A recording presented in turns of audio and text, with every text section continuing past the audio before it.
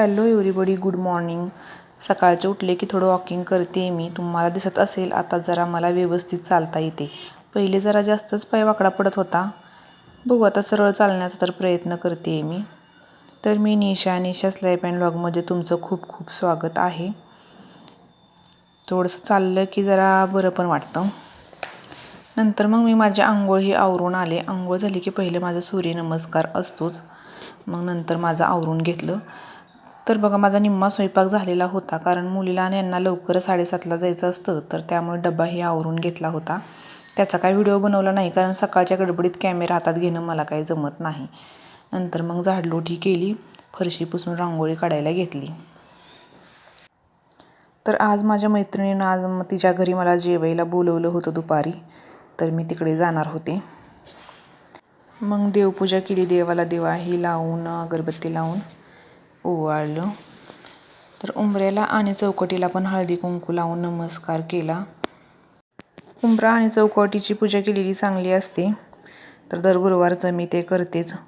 तर खूप प्रसन्न वाटत होतं. मला असं घरात खेळती हवा, भरपूर सूर्यप्रकाश असं खूप आवडतं. आमचं किचन आणि बेडरूम बरोबर पूर्वेला आहे, त्यामुळे उगवत्या सूर्याचे बरोबर दर्शन पण होतं आणि कवळे ऊन बरोबर घरात पडते. तर एक अशी पॉझिटिव्ह एनर्जी घरात असतेच. तुळशीलाही पाणी घालून नमस्कार केला. तर थोड्या चपात्या लाटायच्या राहिल्या होत्या, मग मी त्या लाटायला घेतल्या. सकाळचे एकदा त्या दोघांचं आवरून दिलं की नंतर मग मला काही गडबड नसते. मग माझं आपलं हळूहळू काम चालू असतं. मी आणि आयुष्याचा असतोय, आणि आयुषला काही 11 वाजता जायचं असतं. अजून भरपूर वेळ होता.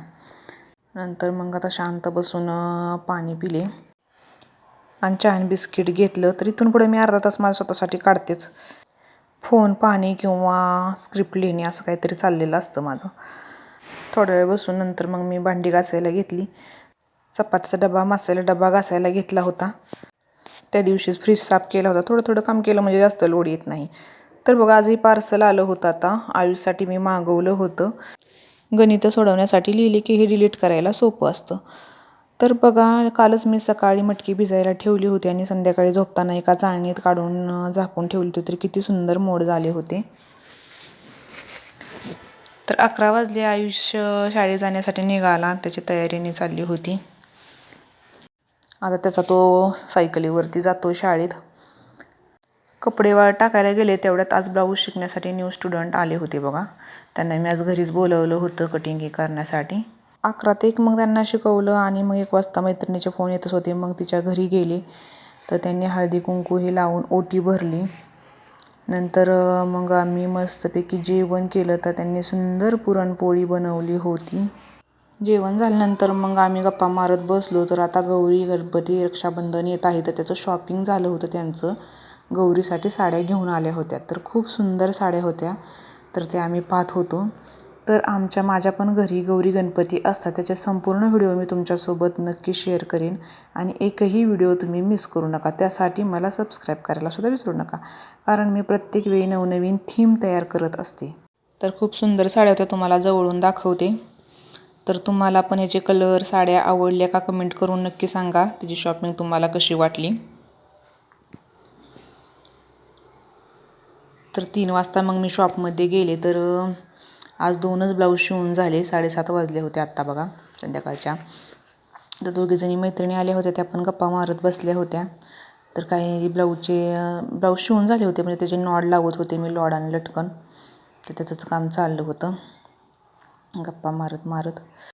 तर आजचा दिवस पूर्ण एनर्जी फुल गेला होता. अजून घरी जाऊन मला स्वयंपाक करायचा होता.